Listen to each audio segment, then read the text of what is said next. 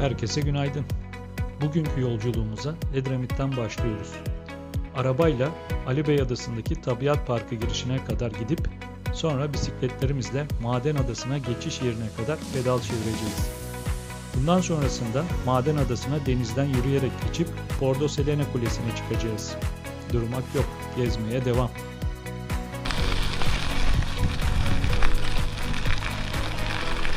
Daha önce gitmiş olduğumuz Güvercin Adası'nın yanından geçerken bu güzel manzara eşliğinde bisiklet sürmek daha da keyifli oluyor.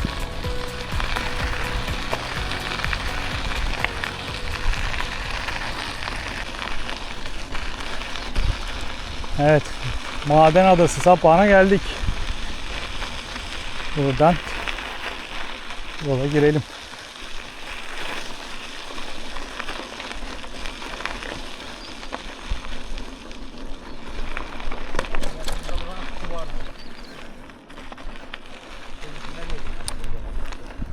Evet, son geldiğimizde buraları göldü. Biz ilk barda gelmiştik ilk defa buralara. Ama tam off-road tarzı. Yol gözükmüyordu zaten sulardan dolayı. Önce de diken var demek ki dikenin gibi. Bunun dikenin olmadığı zaman yok mu? Yok şu an yok inşallah.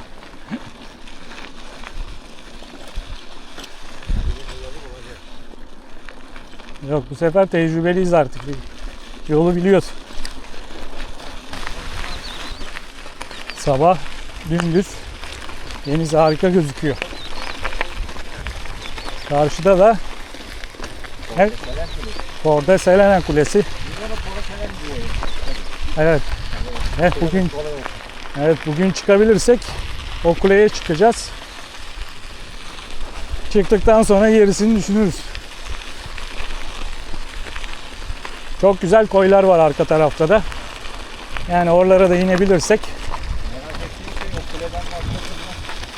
Kadir Bey'in Kızgıcı boynuna atlatı görebilecek miyim? Vallahi Sanırım kuş uçuşu herhalde 15 kilometreyi geçmez mesafe. vallahi Ben gideyim de ya. ölçeriz. Teknoloji var artık. Gideyim de 10-11 kilometre olabilir. Bizim karşı kıyıya da fazlalarından 15 kilometre vardır. Bakalım göreceğiz. Bu sefer donanımlı geldik. Bir gün de var. Evet. Yatlar gelmiş. Denizin tadını onlar çıkarıyor. Biz de karadan.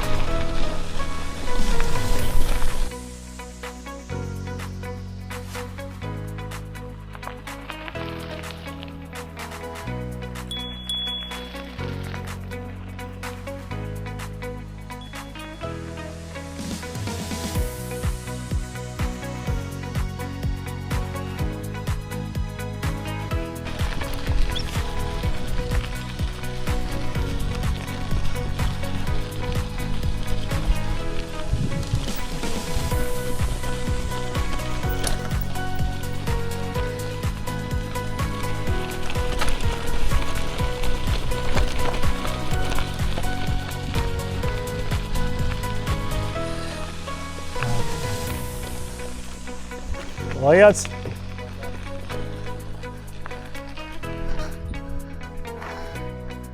Evet. Şu an maden geçiş yerine geldik.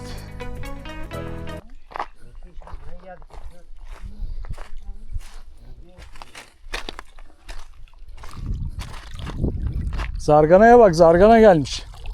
Oo kaç tane. İsmail, zarganalara bak. Oo, bu ne lan? Evet ya, buraya zarganalar yuva mı yapmış? Evet. Bak zarganaya bak gel. Bak kıyıya geldi. Bu balıkların peşinde, yavru balıkları. Aynen yavruları bak. Aç hayvanlar. Evet. Bak zarganayı görüyor musun? Aç hayvan.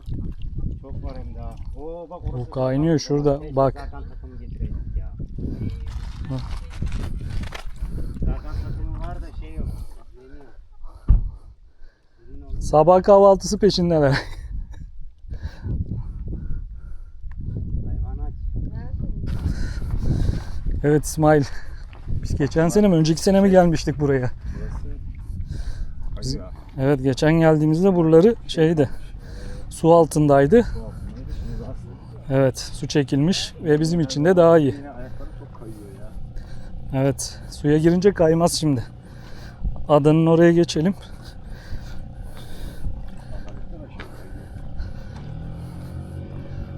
Evet. Hadi başlayalım.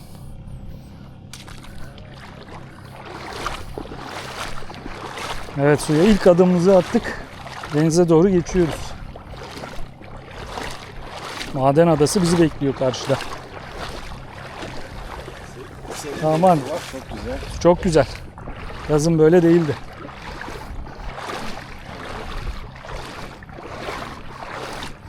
Su pırıl pırıl. Deniz zarganalar av peşindeydi, yavru zarganalar. Önceki geldiğimizde burada deniz anası ve kestane çoktu. Bu sene ikisinden de eser yok gibi.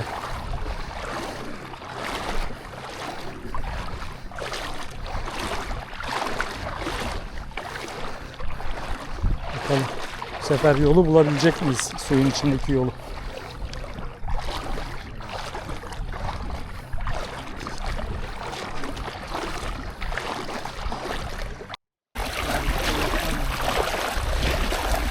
Burada da bir akıntı var sanki ama.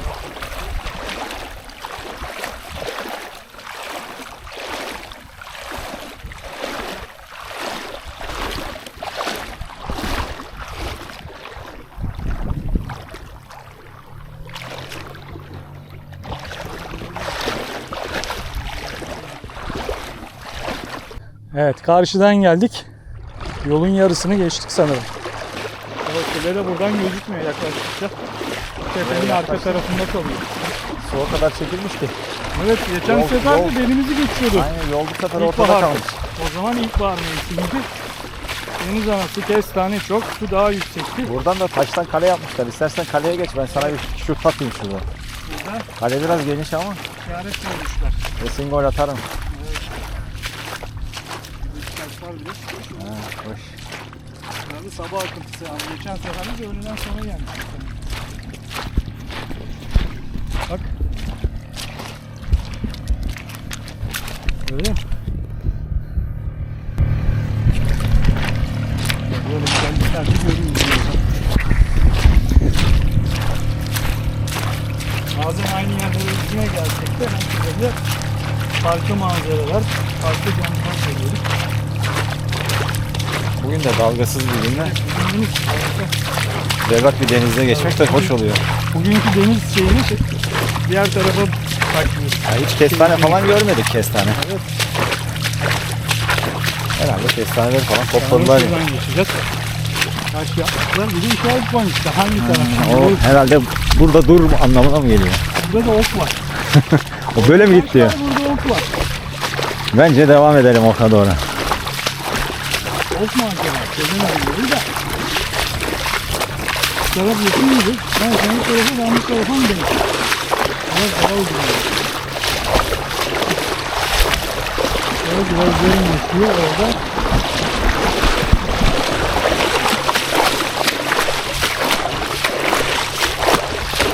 Bu diyor ki çıkmaz diyor. Yol bitti. Yolun Evet. sonu. Şurada yol konucu. Belki bunlardan geçiyor. Bekliyoruz. Şimdi Tabii buradan girdiğimizde derinleşiyor. evet, burası derinleşiyor. Taşın orayı deneyelim. Deneyelim mi? Orada da sanki Evet. derin gibi ama. Evet, orada da derin gibi ama buradan da belli olmuyor. Buradan da biraz derin gibi. Drone'la baksadık ne tarafa, şu tarafa doğru gidiyordu baktığımda yukarıdan yol. Şuradan deneyeyim mi? İleri doğru. Ama Bu buradan bizim geçen akıyor. sefer çıktığımız yer değil mi? Bilmiyorum, ha. Oraya gidelim. Tamam, hadi buradan deneyelim. En azından gidilecek yol mu, gidilmeyecek yol mu onu öğrenmiş oluruz.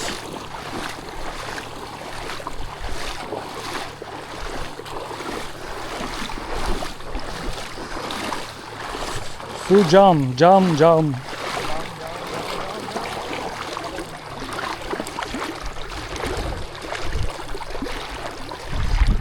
Evet, şurada biraz daha derinleşiyor. Kadar geldik ama burası derin ya. Evet. Döner gibi zaten. Bu alanda. Değil mi? Şu taşın o tarafa doğru gitsek ya da geniş mi oradan mı alacağız ona bakıyorum şu an.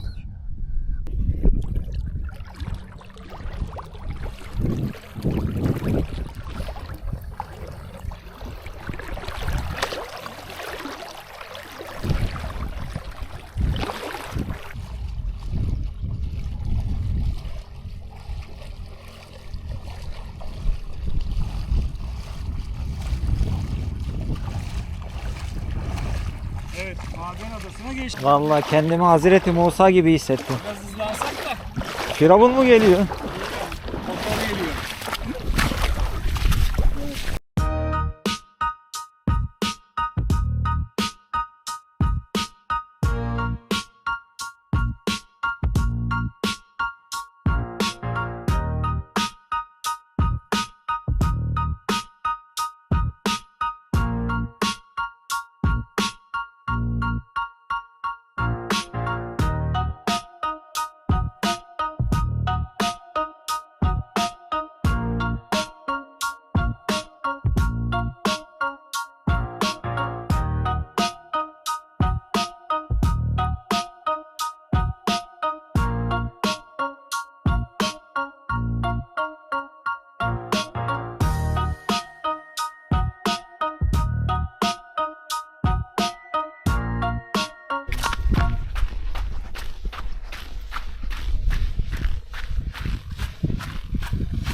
Evet. Orada Selene Kulesi burası mı acaba?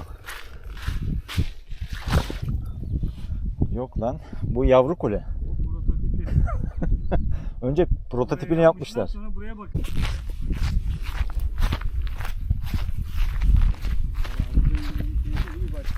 Ha bak. ne Geçen güzel. sefer geldiğimizde burası kuyuydu. İçinde de su vardı. Evet, en azından şu an gelenler bir iz bırakmışlar. Evet. Burası çöp kuyusu olmuş. Çöp Yani. kuyusu olmuş.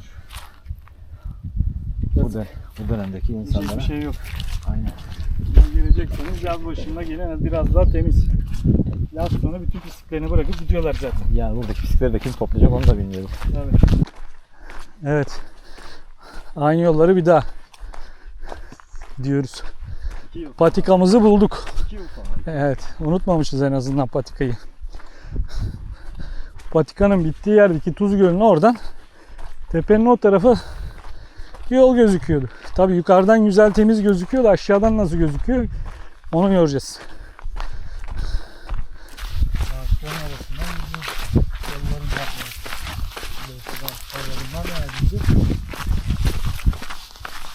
Almış mı acaba? Konuda Bunlar uzmansın. şeye benziyorlar ya. Böyle hani yabani armuta benziyor ama. Evet, armut gibi geldi bana Evet. da ama tabii. Ya tabii onların Emin isimleri değilim. var.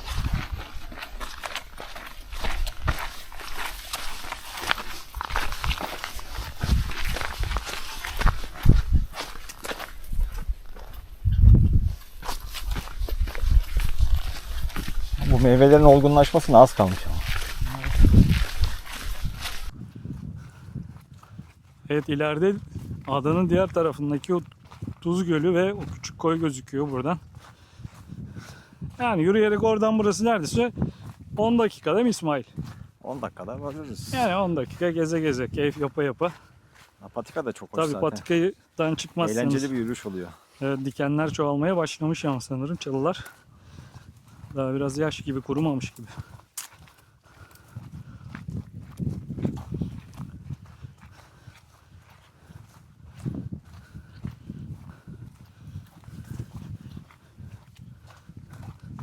Yani burada da o kadar güzel koylar var ki tabi hepsine karadan ulaşma imkanı yok.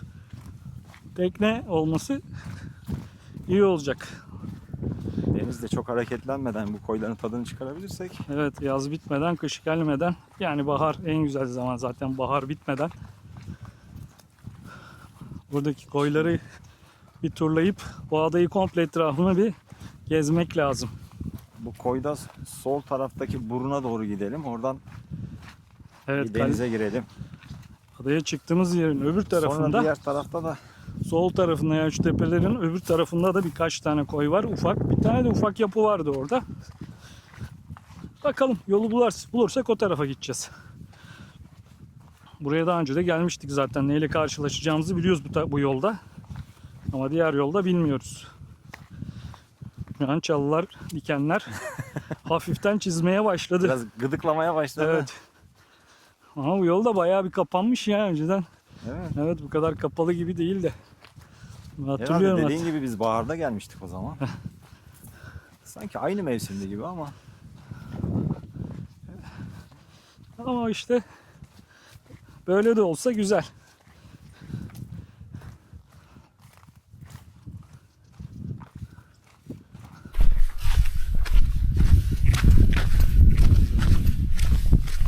Yürümeye devam. İsmail, seni takip ediyorum. Çukura Beni falan takip et. düşersen haber ver. Beni takip et. Önce ben düşerim. Şort da yırtılmasın. Yırtılsa da önemli değil. Yedek şort var. Evet, tek şort, yedek şort yok. Sende yok mu? Aa, Lan öbür şu çok kabuk ayıp. şort var.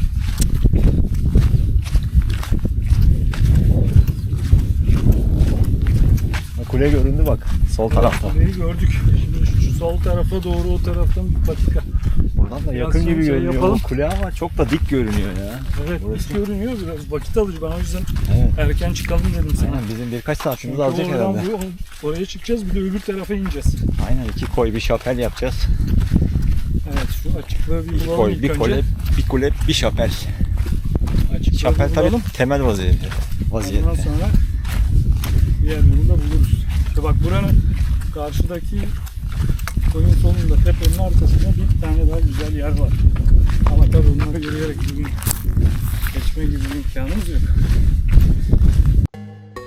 Eski ismi Perigos olan maden adasında Osmanlı döneminde hububat tarımı yapıldığı, harap bir kule ve çiftlik bulunduğundan söz edilmektedir.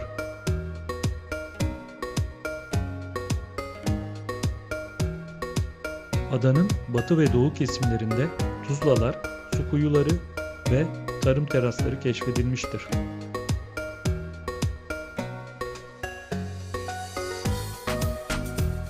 Adada temel yüzeyinde korunmuş Agios Georgios şapeli bulunmaktadır.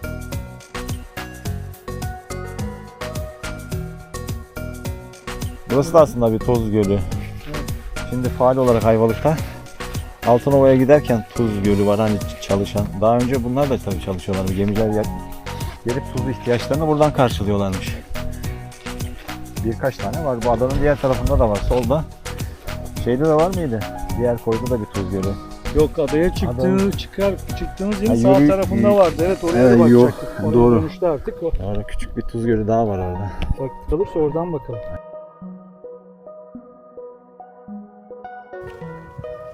Drone'umuzu çalıştıralım da bakalım. Geçen sefer buradan yolu gördük ama tabii buraya gelince yol nerede? Aşağıdan bakınca gözükmüyor bir şey. Onu bir bakalım, ona göre güzergahımızı belirleyelim.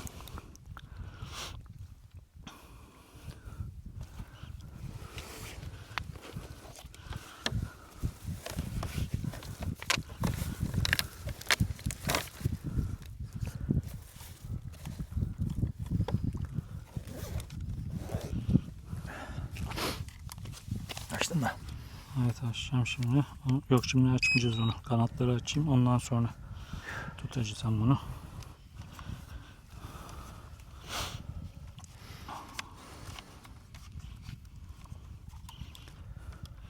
Can yoldaşımız bu da. Ekibin 3. elemanı. Bize yolu göster. Evet. Kaybolunca bize yolu gösteren. Yol gösterici.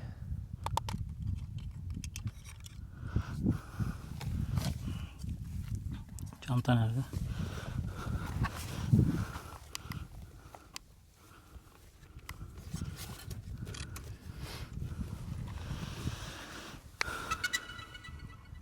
Kamerayı al da üstüne basmayalım İsmail.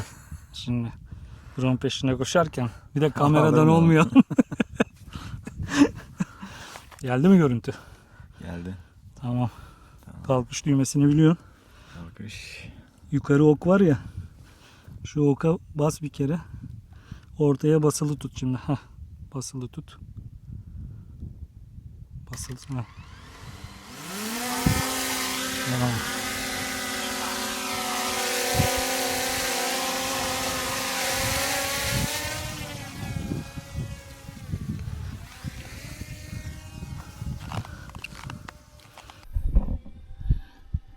Şu an biz şu Neredeyiz şu patikadan anda? geldik. Evet, şimdi şuradayız. buradayız. Tamam. Şimdi evet, buradan geldiğimiz patika, bak hemen buradan bir yol gidiyor. Düzlük ve şeye gidiyor. Gördün? Aynen. Şuradaki patika. Tepeye doğru. Sağa doğru. Evet. tırmanacağız. Evet. O düzlükten. Şöyle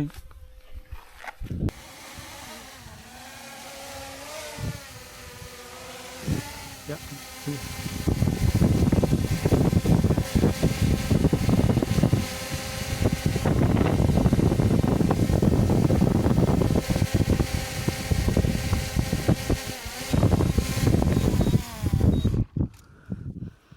şimdi abi. Ya işte yukarıdan temiz bir patikaymış gibi gözüküyordu. Ama ot yani. İçine girince her şey değişiyor. Buradan bayağı bir şeyler geçmiş. Ama ne geçmiş? Yağmurdan sonra buralara hiç girilmez. Evet.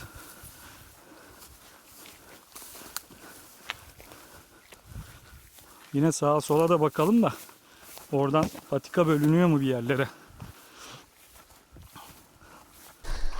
Sonunda otların içinden çıkabildik. En azından burada Yani dikenin içinden çıktı en azından. denizden aşağı olduğu için hani önümüzü daha rahat görüyoruz. Kulede tam karşıda. Evet, buralardan şu an rahat rahat yürüyoruz yani öbür taraflara göre.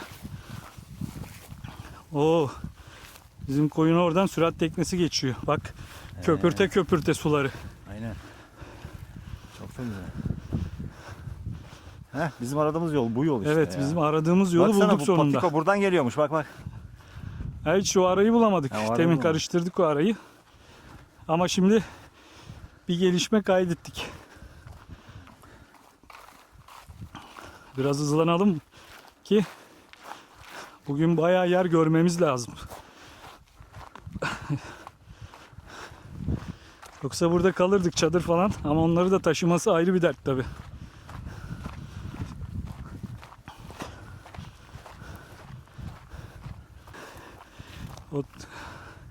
Çıktığımız Tuz Gölü'nün olduğu yer.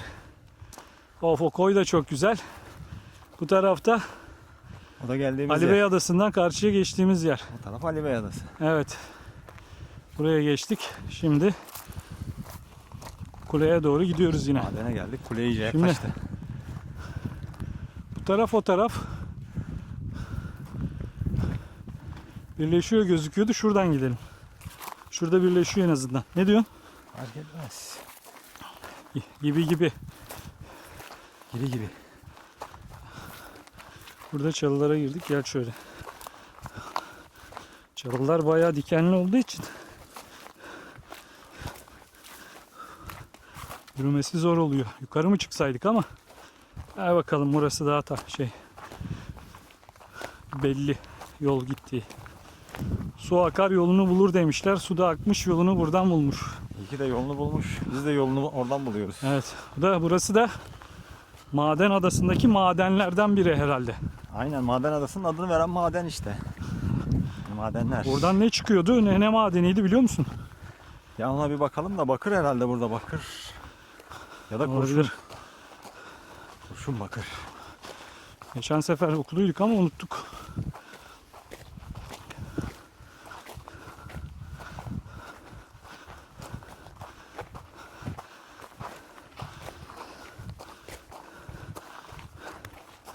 Altın madeni falan olmasın.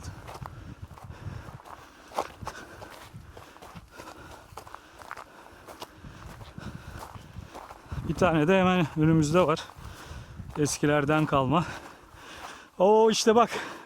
Sana o dediğim koy burası. Heh, evet. Manzaraya bak. Of. Aynen koy burası işte ya. İşte bu koy daha da güzel.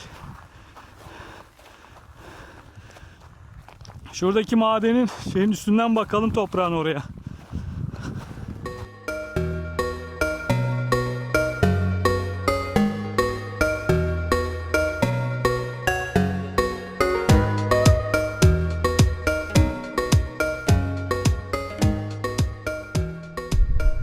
Oh, geldiğimiz yol. Yine yolumuzun yan tarafında harika muhteşem bir koy var. Çok korunaklı. Deniz dümdüz pırıl pırıl. Bir de güzel bir plajı var. İsmail görüyor musun bunu? İsmail şu an kayıt yapıyor. Gel gel bu tarafı çek. Zaten videoyu aldım diye fotoğraftaymış konuşuyoruz. Boş yaptık. Ayarla ona göre. Manzaraya bak gel. Burada denize girelim diyeceğim. Karar veremiyorum. Hangi koyda denize girsek? Bu koyda gireceğimiz kesin. Evet. Bizim daha öbür adaya da geçme planlarımız var. Ya işte. Bu koya Muhteşem nereden bir ineceğiz? manzaraya. Efendim? Bu koya buradan mı ineceğiz? Vallahi şuradan bir patika iniyor gibi ya da oradan burası daha az ama çok çalılık. Burası daha iyi gibi. Ama sonra bakarız dönüşte burayı. Ha o gördüğümüz şey bu mu acaba yapı? Yok, Ben o bir diğer yapı tarafta o bilmiyorum. yapı. Diğer tarafta. tarafta, ha, Bir değil. bina böyle bir şey daha var. Eski bir şey. Yani burayı da ne zaman ne yaptılar bilmiyoruz. Ama güzel yere yapmışlar. Belki de burası şeydi, maden için yanaştıklarında hani bu koydan alıyor olabilirler madenleri. Evet onu maden için yapılmış Evet, onların olabilir. yapılarından biri olabilir. Doğru. Ama iskelet tarzı bir şey yok. Tabii onda bir yolunu bulmuşlardır.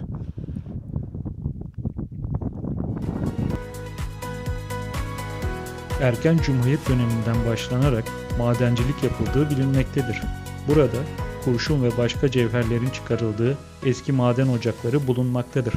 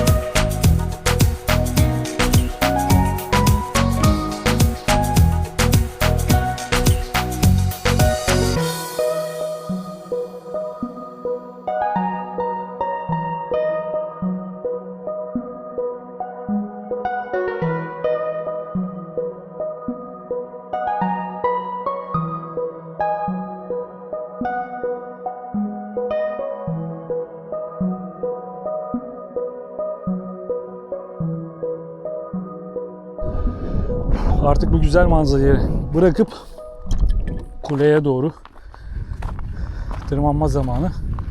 Şimdi bayağı dik yerlere geldik. İnşallah buradan yol vardır.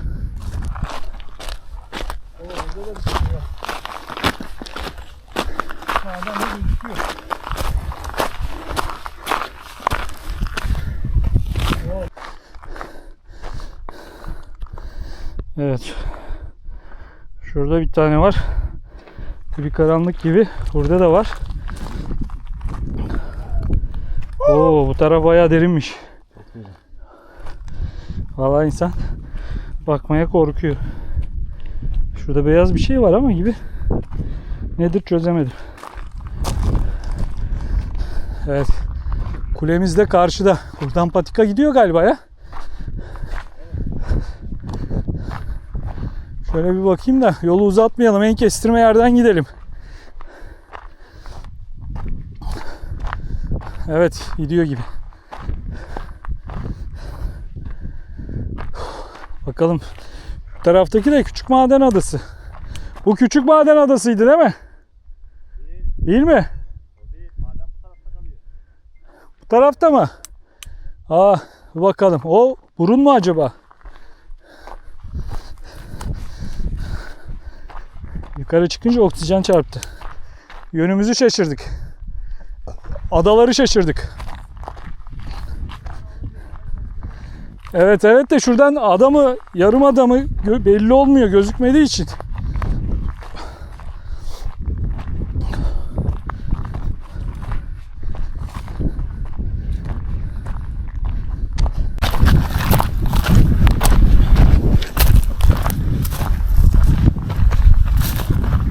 Oo, koşma lan hepsi bunları.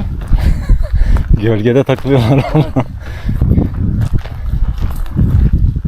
Ama boynuzlar sağlam. Oh. Orada Selvi Kulesi'ndeyiz. Bazı bloklar çökmüş. Şu yapı malzemesi olarak Helenistik döneme ait. Bu taş blokların üzerine Roma döneminde devam edilmiş.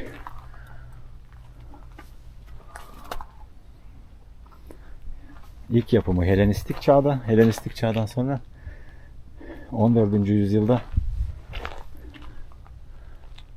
Cenevizliler tarafından bu kuleyi gözetleme kulesi olarak yapılmış.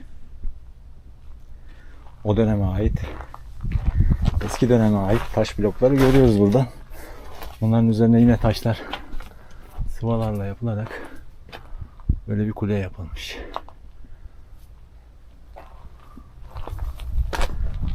Kule Ceneviz hanedanlarına Gassilio ailesine aitmiş.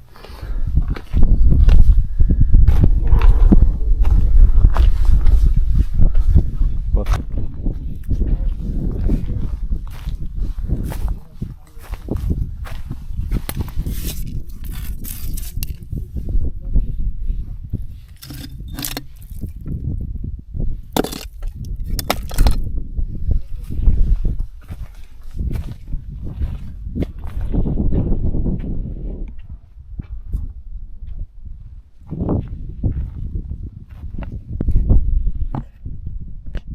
Nasıl çıkacaksın burada? İçinden bir çıkış var mı? Yok. Değil mi? İç kısmı var mı? Gel bu taraftan gel teminki. Ama oradan da yoktu zaten. Belki merdiven gibi bir şey vardı zamanında. O da yok oldu. Ahşap ip merdiven yapıyorlar ya çıkmak için. Evet. Zamanla. Zaten amaç buradan çıkamamak. Bu koyunlar burada nasıl su içiyor acaba ya? Yağmur suyu mu desen? Ya su da yok burada. Su da yok. Ot desen hadi bir şekilde bu dikenli otları yemeye alışmışlardır ama sahibi falan mı var acaba? Oturan falan mı var burada? Diyeceğim. Ama muhteşem bir manzara var yine. Adalar, Ayvalık adalar. Midilli adası. Midilli'nin önündeki o küçük adalar da gözüküyor buradan. Aşağıda yine bir koy var, ufak koy.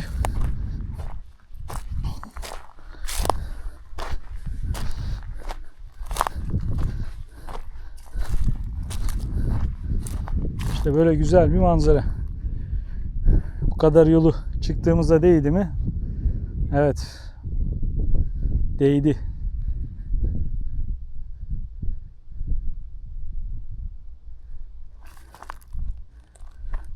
Bu tarafta da Ayvalık. Ali Bey Adası'nın girişi, geldiğimiz yol, Güvercin Adası, Buradan hepsini görebiliyoruz.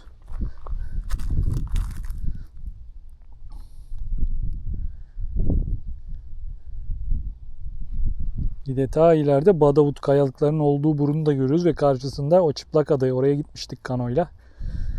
Onu da buradan görebiliyoruz. Deniz pırıl pırıl.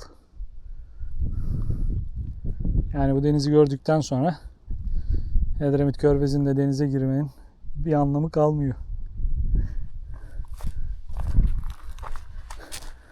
Şimdi kulenin şöyle yukarıdan bir görüntüsünü alalım. De bakalım yukarıdan nasıl gözüküyor.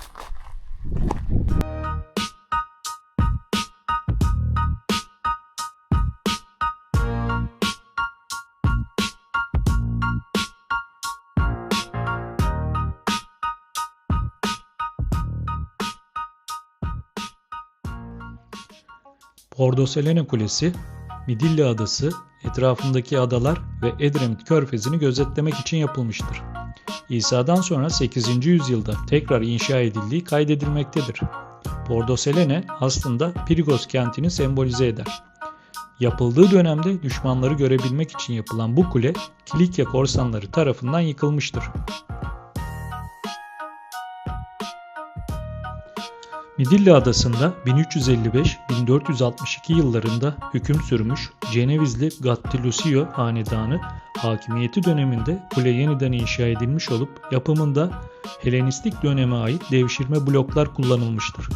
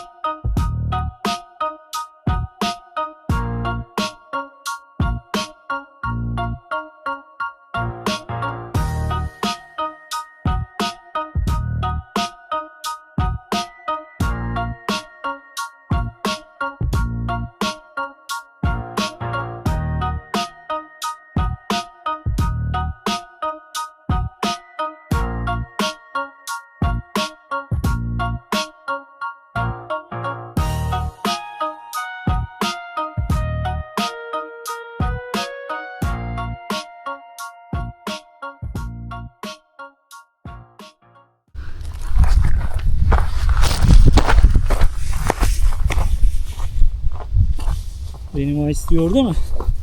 Senin ice tea orada. Simitler de burada. Şu an Simitlerimiz gayet Porto iyi. Selene. Değil mi? Yanlış söylemiyorum Porto ismini. Selene, evet. Porto Porto Selene Selene. Kulesi'nin Kulesinin altında öğlen yemeği. Simit ve çay. Tabii Yine- burada çay demleyemeyeceğimiz için soğuk çay aldık. aslında Valla bu manzarada her türlü gider. Ya ama evet, arkamızda termos kulemiz, önümüzde adalar var. havalar biraz daha soğuyunca termos getiririz yanımızda. Kahve ya da çay Evet. içeriz. Şöyle içimiz ısınır o zaman da, ama şimdi soğuk soğuk iyi gidiyor. Aynen. Arkamızda Porto Selene Kulesi var. Manzaramız güneye doğru bakıyoruz. Evet. O tarafta mı? Aynı anda da ön tarafı çekeyim. Ya ön tarafını Kamerada çek. mı? Evet, ayarımızı da yaktık. Ayarında yaptım. Simitimizi yerken Tamam. Şimdi şurada da şöyle bir manzara var. Demin öbür çekimlerde de yaptık. neredeyiz? Ayvalık Oradan adalara başlayalım. bakıyoruz. Kulenin altındayız. Sol tarafta Patricia'ya doğru geldik. Evet, Güvercin Adası. Ali Bey Adası. Şu gözüküyor. gördüğünüz sol taraf Ali Bey Adası. Evet, Yani komple. Cunda bunun arkasında kalıyor sol tarafta. Şu Çataltepe'yi görüyoruz. Oradan geldik. Sonra ikinci büyük ada. Ali Bey Adası'ndan sonra, yani Cunda Adası'ndan sonra ikinci büyük ada olan Maden Adası'na geldik. Maden Evet, buradayız, Adası'nda evet. Porto Selene Kulesi'ndeyiz. Kulenin güneyine bakan yamacındayız. Ya önümüzde bu arada- görünen, yine ada gibi görünen yer Simidimi de yiyin. aslında yine Maden Adası'nın devamı. Maden Adası çünkü büyük bir ada. Yani Evet, ilk ikinci bakışta büyük ada zaten değil. orasını Küçük Maden Adası zannettim. Evet, Küçük Değilmiş. Maden Adası Arada batı grubunda, yani bizim sağımızda kalıyor. evet, sağımızda gözüküyor. Şimdi buradan gördüğümüz Maden Adası'ndan sonra gördüğümüz en yakın küçük Yalnız Ada. Yalnız Ada'nın solunda Taşlı Ada var. Evet, şuradaki 3 tane küçük ada 3 var. tane küçük adayı söylüyorum. Yelken de Yalnız Ada'nın arkasındaki. Yelken Yani Adası. şuradaki sağ diğer arkada. Soldaki ince Üzerinde- uzun olan İnce uzun olan Yellice Adası. Yellice'nin sol tarafında arkada da Pınar Adası var. Pınar Adası şeye çok yakın. Ya Ortunç Koyun'dan karşı gördüğümüz ada var ya. evet. Ortunç Koyun'dan gördüğümüz yani yüzerek geçilebilecek mesafede olan ada. O da güzel bir ada. Hı hı. Oraya da düşünebiliriz. Orada Evet. da okuduğum kadarıyla yani 100-150 yıl önce yani Fransız gemiciler oraya çıktıklarında karaya isimlerini falan kazımışlar. Bir de su kaynağı Oo. varmış orada.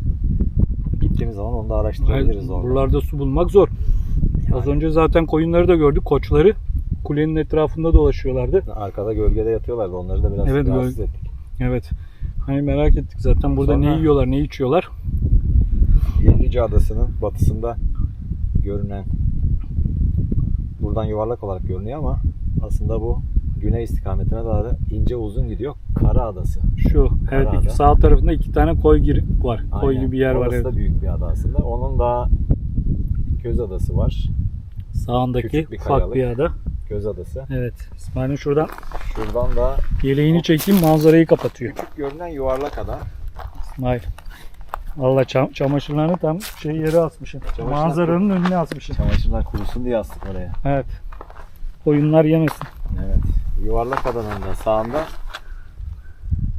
bu dalış teknelerinin götürdüğü ada var. Güneş Şu Adası. ortadaki küçük ada Güneş Adası mıydı? Güneş Adası büyük olan. Evet. Olan yuvarlak Evet. ada.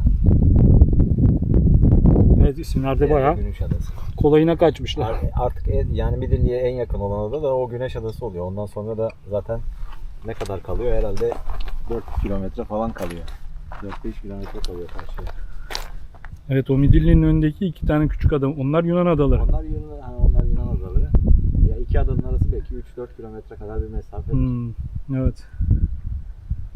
Şurada da küçük maden adası. Ama temin bakmıştık, evet.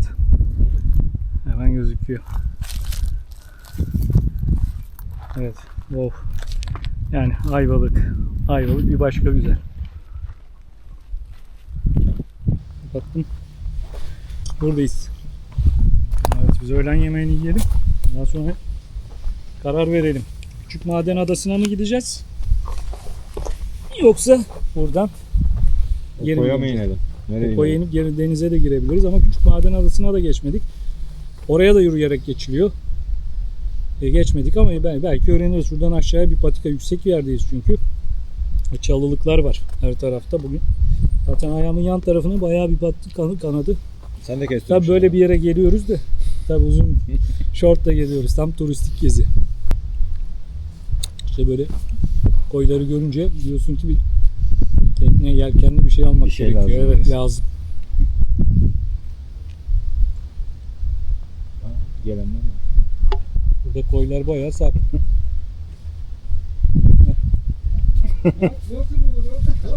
Nasıl Evet, buldun bizi evet. ya? İşte aranan kan geldi. Abi telefon ekranı gitti. Çok sevdim, çok sevdim. Bak kamera da kaydediyor. Ben de dedim ki bak Serkan abi arkamdan giydiriyordur şimdi dedim. Evet, hem de nasıl Hasan. İşte 50 kere aradım. Bu adam öldü herhalde dedim. Abi Ama ekran gitti ya. kaynanan seviyormuş. Öğlen yemeğine geldi. Aleykümselam, ne yapıyorsun abi? Gider vallahi kulede öğlen yemeği. Valla buluşma tanışma noktası olarak çok güzel bir oldu yani. Evet abi. Ama bak koca adada buldum seni Evet abi. ya, vallahi dedik kim geliyor? Bizden başka manyak mı yok? Bağırdım abi, duydunuz mu? 3-4 kişi var şurada. Aşağı indik ondan Koyun arkasını mu takip geldi? ettik biz. Koyuyormuşlar. Biz oradan geldik yürü dedik buluruz belki. Zor. Aa, gelin oturun. Su var sadece. Getirdiniz yemekleri herhalde değil mi? Aldık Tamam. Hiçbir şey yok. Gel Hasan'ım şöyle. Ben oturuz abi. Ya ben korkuyorum. Otur abi sen. Havluyu serdim ben taşın üstüne. Yer çok güzelmiş abi ya. Evet ya Hasan. Karşı. Biz de Sağ şöyle koysam bir şey olur mu? kamerayı da açtık. Öğlen yemeğimizi de yiyoruz. He karşı İşte kamera. tabi. Simit var. Kamera çekimleri de var. Evet, hepsi var. 2 tane şöyle şey gördük. Gördünüz mü gelirken? Ne? Kocaman çukurlar var dibi Evet, gözüküyor. onlara da baktık. Şurada koçlar vardı. Koşturmadık değil mi siz? Yoruyorlar koşuyor mu? Bilmiyoruz biz de onları görünce şok olduk. Onlar Koç var görünce burada dedik. kaçtılar Boynuzlar ya. sağlamdı ama. Biz geçen Ocak 24'te geldik. Aşağıda da o koşacak geçiler falan. Evet, sahil kenarındaydı. Biz burada görmediydik onları. Biz ilk geldiğimizde vardı abat dedik nerede bunlar yemişler mi diye. Aa. Vallahi sahibi de var mı diye baktık şöyle yok. Yok Ya dedi. burada böyle adalara geldin mi? Her adada yiyecek çok. Kıvıram Çıplak adaya gidiyorsun, tavşan da olur. Buraya koyun Burada keçi de koyun olur. var, çevirme yapabiliriz yani. Bıçak var abi hemen kıvırırız.